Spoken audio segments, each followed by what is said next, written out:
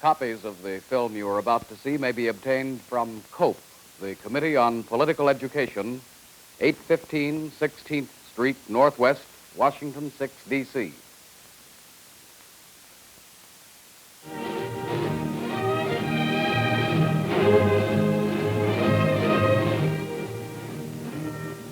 Politics of, by, and for the people. Presented as a public service by the members of America's labor unions in your community. Government in a democratic society is essentially a means of helping people to do things they want to do or want to have done, but which they cannot do as individuals.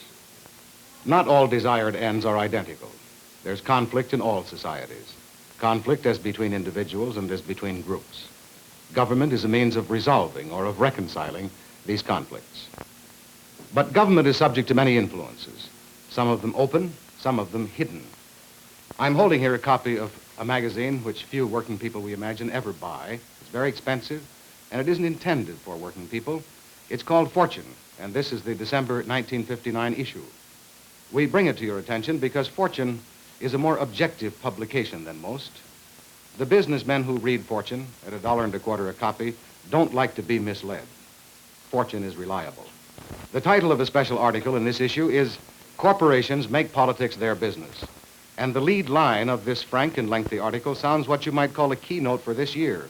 It says the hottest extracurricular activity of many corporate managements today is not golf, but a more complex game, politics.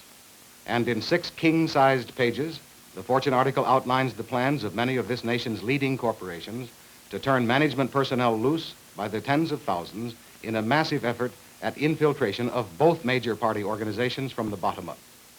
The author of this master plan, says Fortune, is Ralph J. Cordiner, chairman of the giant General Electric Corporation. Thus, Fortune.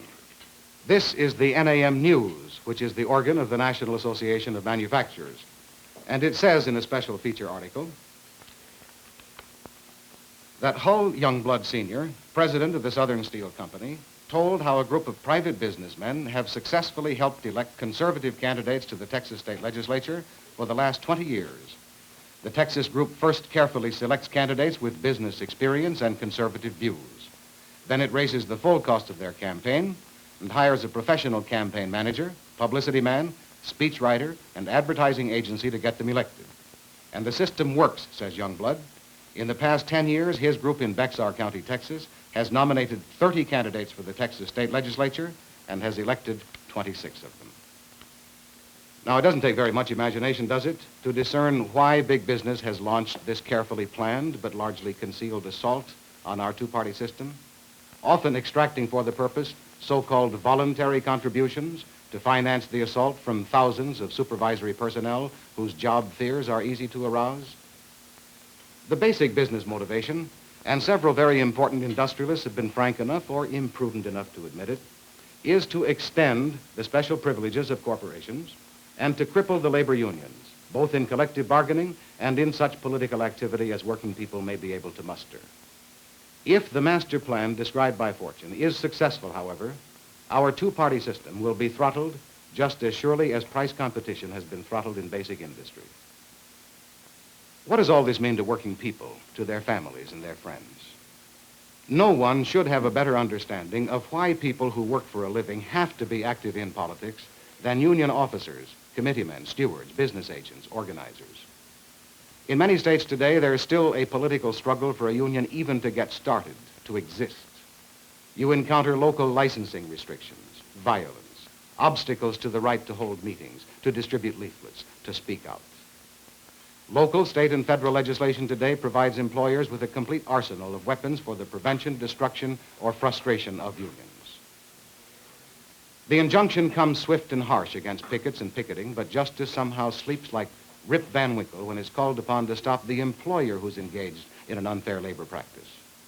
And even when found guilty, as many employers have been, they can avoid compliance with the law for a year or 5 years or even 10 years. Frequently, justice does arrive, years late, to find the union dead. Hundreds of millions of dollars have been and are being stolen from this country's lowest paid wage earners, and this by admission of the Federal Department of Labor, by employers in violation of the wage and hour provisions of the Federal Fair Labor Standards Act. And the wage hour division of the Department of Labor admits that it can do little or nothing about it. Why? Because an act of Congress has denied the division the money and the manpower to police and to prosecute violations. The National Labor Relations Board and many state labor relations boards, although created originally to balance worker rights against employer power, to protect and to assure the right of workers to organize and to bargain collectively, have been in practice subverted from their legal purpose. Their net effect today is to weight the scales even more heavily on the side of the employer who seeks to evade or to obstruct organization and collective bargaining. Why? In large part because business representatives have, in the past 8 years, been moved directly from industry into key positions of power in the regulatory agencies and commissions of the federal government. Time and again, unions have been forced to take political action to defend what's been won in collective bargaining. Hundreds of millions of dollars were denied unemployed workers whose unions had negotiated supplemental unemployment benefit provisions in their contracts when political officials or the legislatures of several states declared these provisions to be illegal or valid only at the sacrifice by the worker of state unemployment compensation benefits. It took hard political action in the case of SUB to get that which the employer had conceded across the bargaining table, but which employer political representatives attempted to deny to unemployed workers. And that job isn't quite done yet. In most states today, both unemployment and workmen's compensation systems have been gimmicked and sandbagged by employer-dominated legislatures until they're literally unrecognizable when compared to their original purposes. Now, you can't bargain a better law from the boss. Laws are enacted by legislatures, and legislatures are elected by people who vote. A brief word about the wage-cutting right-to-work laws, so-called. Successful already in a third of the states of this union, employer-financed right-to-work advocates are out in greater force than ever to cripple the union shop. If working people exert much less than their maximum influence at the polls, the blight of the open shop can easily spread into all 50 states. While few employers still hope to be able to destroy unions by frontal assault, all but a few will continue to support efforts to hamstring unions through restrictive legislation. There are other threats to the security of wage and salary earners against which protection can only be found ultimately through political action. Every industry today, from agriculture, manufacturing, mining, and on up into the most exotic new developments in electronics, finds automation displacing workers in rising number. Skilled workers, unskilled workers, clerical workers, white-collar workers of all descriptions. Labor does not oppose automation as such. Labor welcomes any improvements in production methods which can reduce the brute physical effort involved and which can improve efficiency. But a worker isn't a machine. A worker isn't something to be amortized in a few years and peddled then for scrap. A worker is somebody with a family, a mortgage, an established place and role in a community, a taxpayer. When an employer fails or refuses, as so many do, to take into account the human factor in the job displacements created by automation, he does injury to the public health and welfare just as surely as if he were to disgorge poisonous chemical waste from his plant into the public water system. Now that can be prevented by law, and it is only through law, through legislation, that workers are going to be able to require employers to plan the introduction of automation, to create retraining and rehiring programs, job transfer plans, which will protect workers against having to take, as they now do, the full brunt of sudden changes. And what's been said of automation is equally true of plant relocations, when an employer can leave an entire community derelict by moving suddenly to a new and distant locality. Only legislation can impose upon industrial power a pattern of social responsibility. You may be asking here, and the question is eminently reasonable, how is it that these problems persist deep into the 20th century? Well, here's much of the answer. In spite of all the publicity given to politics in our country, normally barely half of the eligible voters actually cast their ballots, even in presidential elections. Let me try to show you visually here what this means. Let's say that this represents the electorate at large, all Americans of voting age. In any typical election of the past several decades, be it local, state, or national, barely half, and often less than half, of those citizens voted. Well, you may say, if it's more than 50%, we still have government by majority, haven't we? And that's the important thing, isn't it? But wait a second. Usually, voters divide fairly equally as between Democrats and Republicans. This is true even of so-called landslide victories. In 1936, which was his biggest year, Franklin Roosevelt received just 60% of the total vote cast, and in 1956, Dwight Eisenhower received a little over 57% of the total vote cast. Now, in either case, remove the lesser of the two percentages, and what have you got? Clearly, you've got government by a minority. You've got something like 30% of the total of eligible voters controlling. This elementary fact of our political life may explain a great deal about why government seems so often to serve the interests of a few rather than of all the people. And here's another fact which makes that point perhaps more sharply. This chart indicates who generally votes and who doesn't vote based on annual income. And these dry lines represent something which is crucially important and defective in our democracy. Along the bottom there, you see rates of annual income running from $2,000 up to $1 million. This rising line indicates the percentage of people in each income level who actually vote. It is clear that voting participation rises as income rises. Nearly all the people who make $1 million a year exercise their franchise. They cast ballots. Barely 20% of the people who make only $2,000 a year exercise theirs. So is it any wonder why government tends to be more responsive to the wishes of people in the upper half of the income scale than it is to the wishes of people in the lower half? Up there is where the votes are. Down here, just people, voiceless people. Voiceless in large part because they don't raise their voices, they don't vote. And compounding the evil of negligence is the worse evil of denial of the right to vote, which in several states, through legal trickery or outright intimidation, prevents millions of our citizens from casting their ballots, even when they try to do so. Something which should underline, incidentally, the importance to people of low or moderate income in all parts of this country of enactment of an effective federal civil rights law, which will guarantee to everyone the right to cast a ballot. Now we'd like quickly to examine with you two issues of overriding public importance in which organized labor is deeply interested, problems to which solutions must be found, and quickly. They are education and health. Everyone today is aware that the American educational system is in real crisis. In the average community, the schools are overcrowded at best and at worst downright unsafe. Fire and the potential of mass tragedy lurks somewhere in nearly every school system. We have too few qualified teachers, and the teachers we do have are generally underpaid. A high dropout rate among students, even before completion of high school, is robbing millions of young people of their futures and robbing this nation's future of the developed talents of these millions. It may shock you a little to hear this, but nearly half of our most intelligent young people never even enter college. We are spending less than 4% of our gross national product on education, and it's estimated that the Soviet Union is putting up to 15% of its income into education of all types. A basic reason for the financial starvation of our schools is that education has largely been financed, and still is, from property taxes and other forms of regressive taxes, whose impact is fundamentally unfair and whose yield in revenues is increasingly inadequate as the school-age population explodes. Education will become what it should and must be only when it is supported, and in some substantial part, by federal assistance. By every poll taken on the matter, and many have been, the American people, with little distinction as to party affiliation, religion, income, or geography, want federal aid for schools.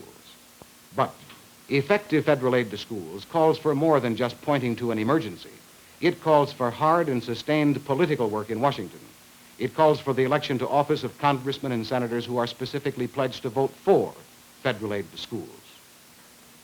What's been said here about education in America does little justice, we realize, either to the magnitude of the problem or to its urgency, but surely you need no persuasion on that.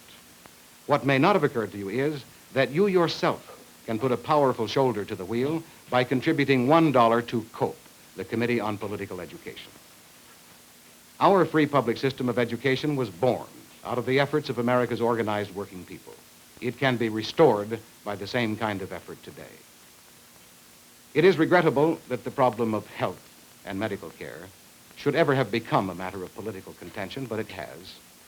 Medicine and pharmaceutical science have become gigantic money-centered industries today, operated often out of the coldest profit motivation.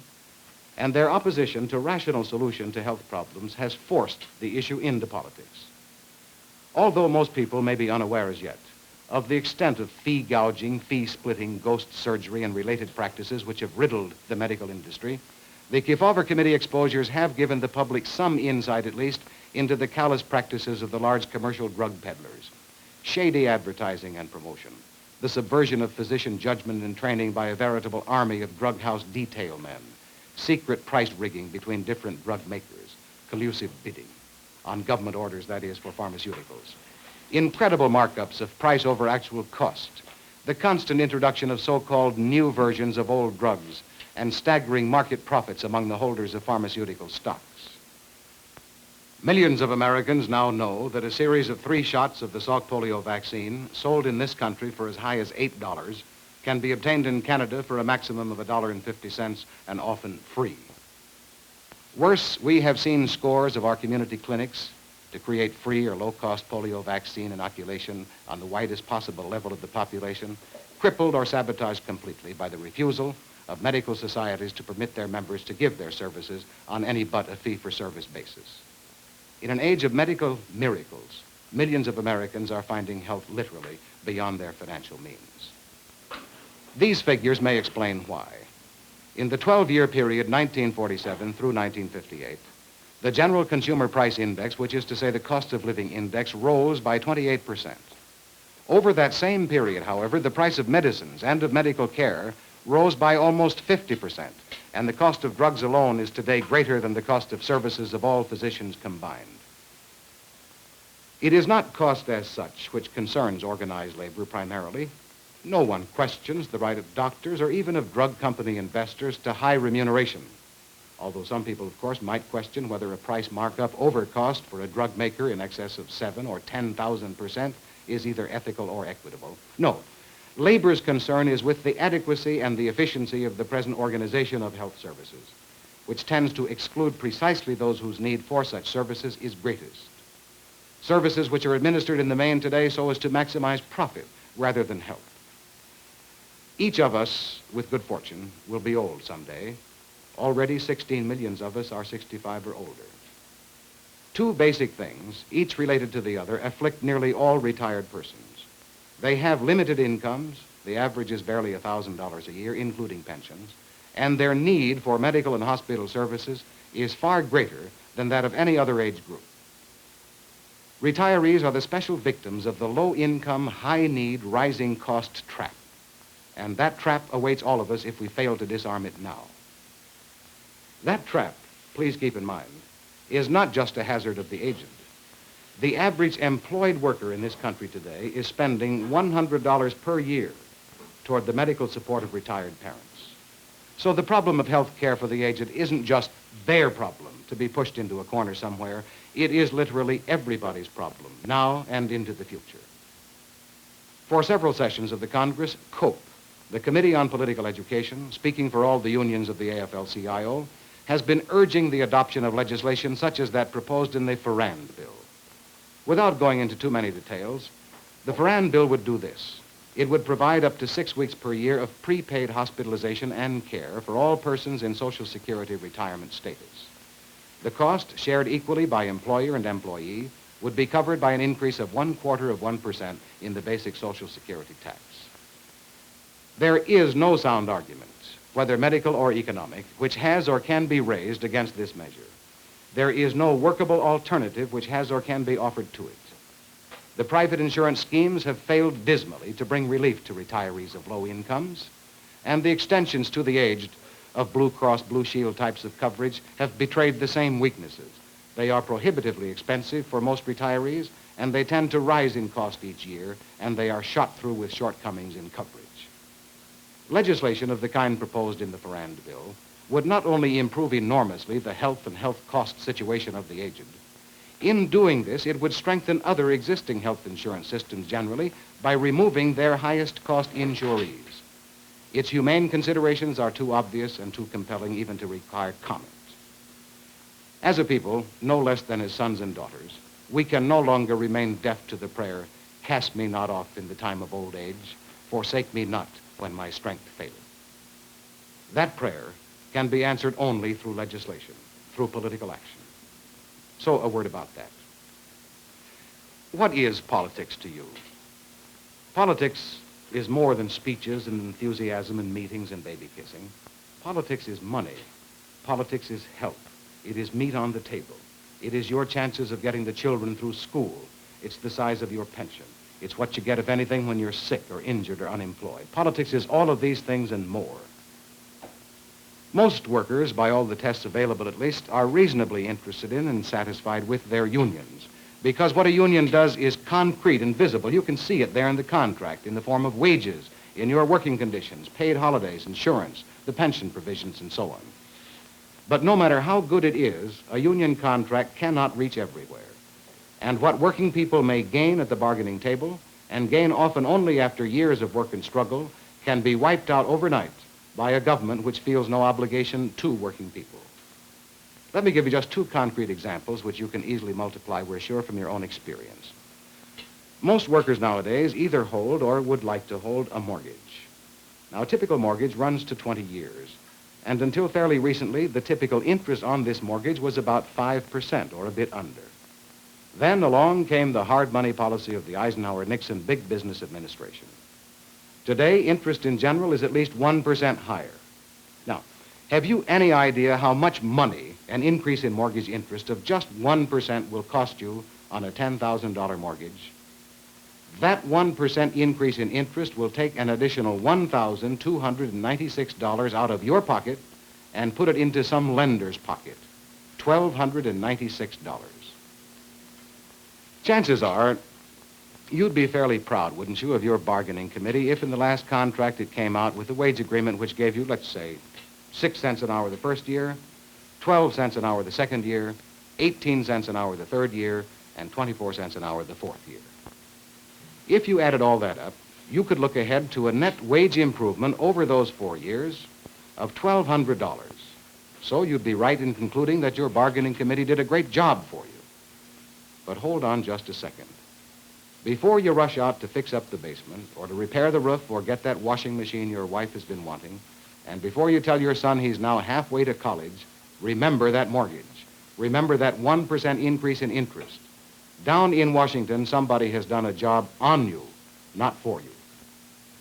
4 years of future wage increases have been wiped out in that one political stroke, which raised your mortgage interest by just 1%. And the same kind of thing applies, of course, to any other kind of borrowing or credit buying which you may have to do. So, next election, if you're as smart as we think you are, next election you are going to register and vote. It cost millions of working people hundreds of millions of dollars last time not to. Until working people do vote their full strength and vote it intelligently, government will continue to appease property rather than people. It's just about that simple. What more can be said to persuade the worker who feels that politics doesn't matter, can't help him, is beyond his personal influence, to persuade him and his wife that political inaction costs him money every day of the year? Well, let's try this. Here's how the COPE organization of one state is going about it, and with only slight variations in the figures, what's true of that state will be true of yours. They begin by saying, let's talk dollars and cents, meaning common sense. COPE's legislative wage program. First off, they say, we support cutting income taxes by increasing personal exemptions to $800. What is that worth to the average worker in that state? 9 cents an hour. Next, increase workmen's compensation benefits to $40 a week and $15,000 to survivors at death. Value to the average worker, 4 cents an hour. Next, cover retail and service workers with $1.25 an hour minimum wage and overtime. Value to the average worker in this state, at least 3 cents an hour. Increase unemployment compensation to $40 a week. Value to the average worker, 5 cents an hour. Finally, get fair prevailing wages for public construction. Value to the average worker, 8 cents an hour. Total, 29 cents an hour. And 29 cents an hour amounts to over $600 per year per worker. $1 per worker invested as a voluntary contribution to COPE can produce over $600 per worker per year if enough of us make that $1 investment. What does COPE do? Well, first, it's a spokesman for working people at all levels of government. Its officers, who are the elected officers of this country's democratic unions, appear regularly before local, state, and federal legislative bodies to urge adoption of laws of benefit to workers and the population at large. Better minimum wage legislation, housing legislation, civil rights legislation, fair tax laws, safety legislation, improved workmen's and unemployment compensation legislation, and so on. COPE maintains a constant checklist on legislator performance, including careful voting records, and circulates this information for the guidance of union members before elections. COPE maintains a continuing flow of information out to the membership on the status of important legislation. COPE conducts political seminars, schools in political education. It creates community action committees with the participation of local union officers, stewards, and shop committeemen. Year-round, COPE works at raising voter registration levels, conducting or sharing the responsibility for special registration drives. These COPE efforts have been widely and justly commended, but far more of it remains to be done if government is to be representative of all the people. COPE examines carefully, moreover, the records and platforms of political candidates, and endorsements are made accordingly, all endorsements being made by local and state members in each particular area. Business interests, as we've indicated earlier, have direct and powerful impact on government. And if wage earners and salary earners fail to pool their contributions behind liberal candidates, then the prospects for liberal legislation serving the general welfare, that is, are virtually wiped out. Now, where does your voluntary COPE dollar, and we're sure it's going to be forthcoming, where does it go? First, as we've said, into local registration drives, the publication of legislative information vital to informed citizenship, and into keeping legislatures informed as to the needs and desires of working people. In election years, COPE gives assistance to candidates endorsed by labor unions. In part, dollars contributed to COPE, whether in the shops or by mail, go to national COPE in Washington, there to finance activity in support of labor's national legislative efforts. In part, these dollars go to local and state COPE organizations where activity is concentrated on issues of direct community interest and importance. COPE voluntary dollars build working alliances with other community organizations which share the hopes and objectives of union members. They help to purchase billboard space, to advertise meetings, to circulate literature in behalf of labor-endorsed candidates. COPE dollars buy radio and television time to permit endorsed candidates to put their views and programs before the public. These are just some of the jobs which are done by your COPE dollars.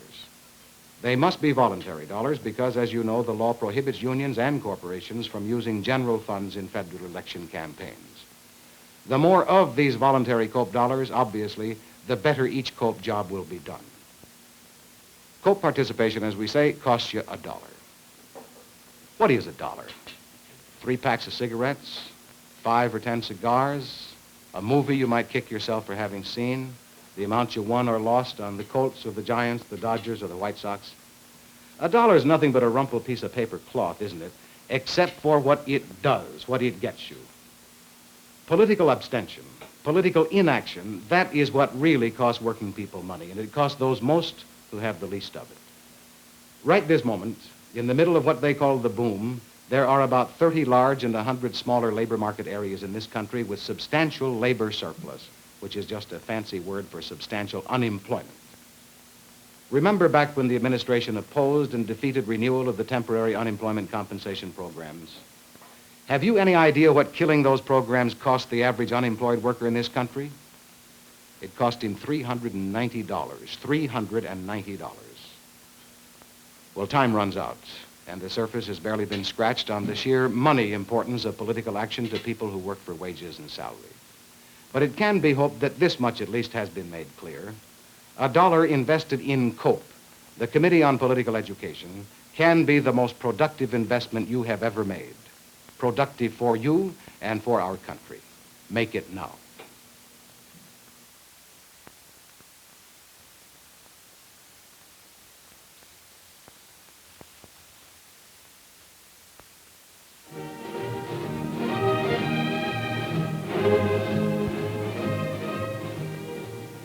This program has been brought to you by the men and women who make up the democratic labor unions of your community.